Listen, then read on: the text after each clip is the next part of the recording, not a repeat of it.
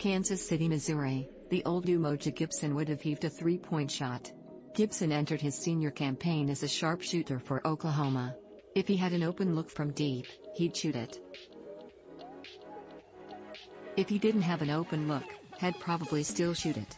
But Gibson emphasized putting the ball on the deck more throughout the course of the campaign, and that growth culminated in the biggest shot of the season on Thursday. OU earned a 72-67 win over Baylor in the quarterfinals of the Big 12 men's basketball tournament thanks in part to Gibson, who delivered a late dagger in fitting fashion.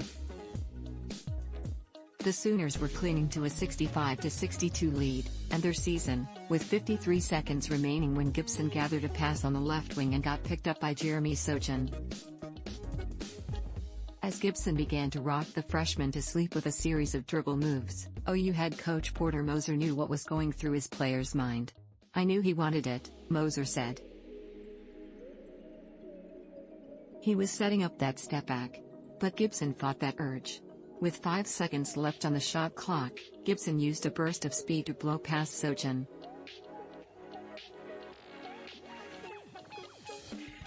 Dale Bonner did his best to provide some help on defense, but all he could do was foul Gibson as he soared through the lane for a layup. A referee's whistle sounded as the ball kissed the backboard before falling through the rim for an and-one play. Gibson sank the ensuing free throw, further securing his team's upset victory. Webb had some close games where he settled for the three instead of going downhill, Moser said. For him to go downhill was just a great growth spot for him. Gibson finished with 14 points and 5 rebounds. Jacob Groves added season highs of 15 points and 9 rebounds.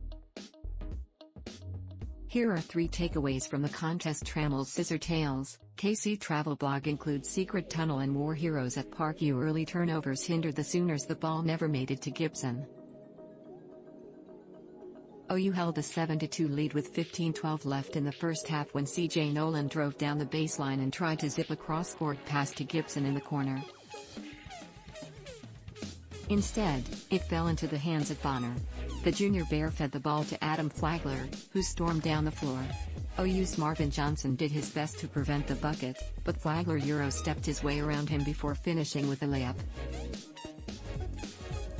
The turnover marked the first of 11 for OU in the first half. Baylor converted those miscues into 13 points. The Sooners knew entering the contest that ball control would be crucial. OU committed an average of 21 turnovers in its 2 regular season meetings with Baylor, which got converted into an average of 26 points. To the Sooners' credit, they only turned the ball over 5 times in the second half to finish with a total of 16 turnovers on Thursday.